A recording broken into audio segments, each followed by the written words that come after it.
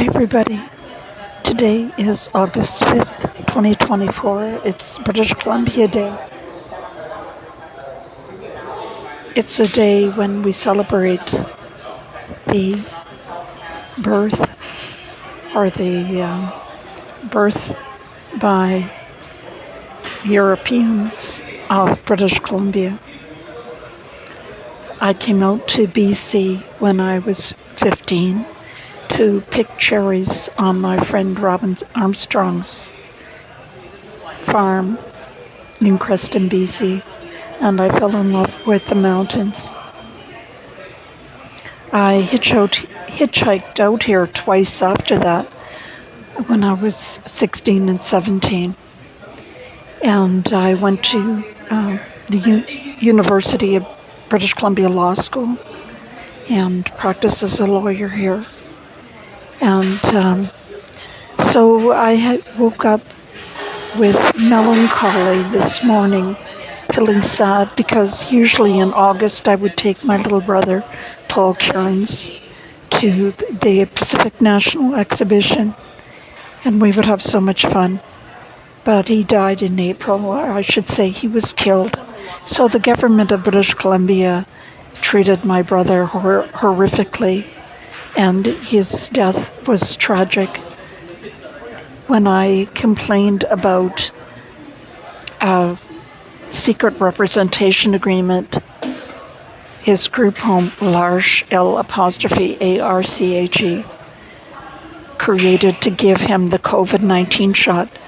I have a sister who lives on Vancouver Island, and L'Arche wanted to do an end run around her.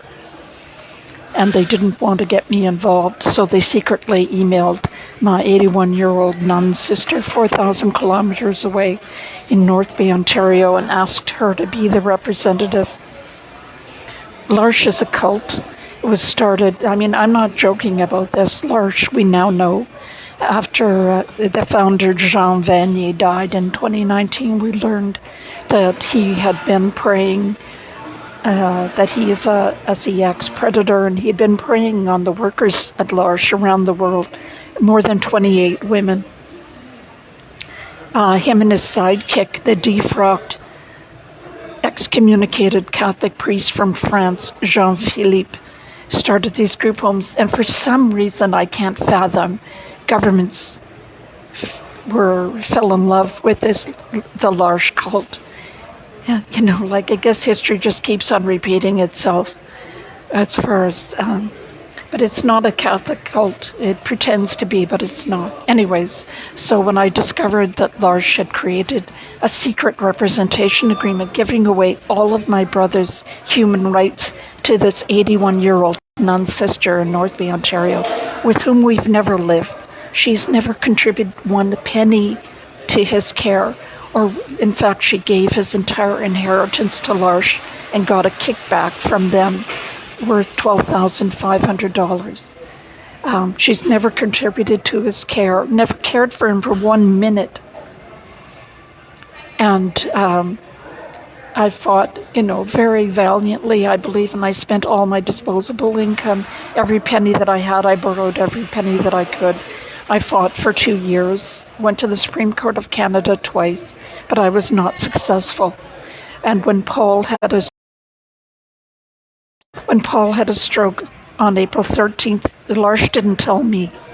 They waited for the 81-year-old nun sister to take 2 days to come from North Bay, Ontario, to tell me.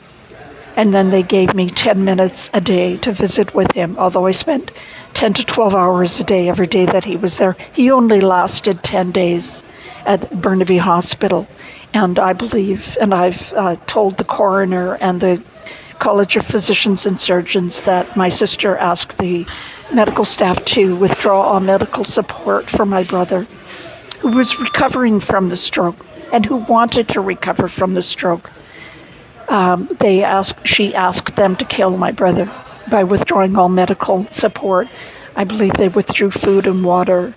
They took the ventilator off that he was wearing and removed the catheter, and I believe they sedated him to death at her direction. And I've told the coroner I believe this, and I've reported this to the College of Physicians and Surgeons. So the government of British Columbia has the highest rate of medical assistance in dying in Canada, which is this horrific scheme where the government, people from other countries don't understand this, but they just can't believe it, that Canada would go into a Nazi Dr. Mengele type scheme of paying doctors to kill sick and disabled people. And my brother was never capable of consenting. He was too low functioning to consent to medical assistance in dying, so it couldn't possibly have been legal with him. So I'm pissed off at the government. I was an NDP supporter from its earliest days. I was a supporter of Sven Robinson. I knew him personally. But this is what happens when you have communists you let communists run your country.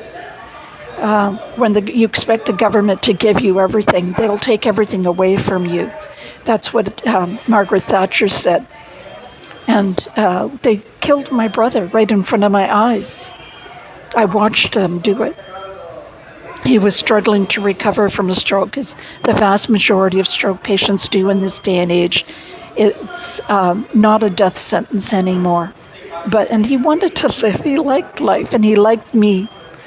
Prior to him having this stroke, my sister had terminated our visits for 588 days. We missed 173 scheduled visits.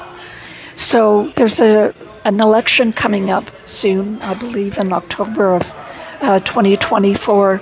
Please do whatever you can to resist this communist invasion of the New Democratic Party that killed my brother. Fight, fight, fight. Do what President Trump said and fight, fight, fight. Our very lives depend upon it. But I have to say, I'm trying to get my 10,000 steps in today. I'm taking photographs of flowers along the way as kind of therapy, of flowers and bugs as a kind of therapy. I can't believe that, my mother moved Paul out here in 1990. If only she had known that what a cruel and vicious place that British Columbia has become. I devoted my whole life, and I had raised two children in this province, to have it sink to the lowest depths of depravity and cruelty and inhumanity. So for my BC, British Columbia Day wish is that we evict the communists that are killing our most vulnerable citizens and restore Canada to its rightful place of glory in the world. Take care, everybody.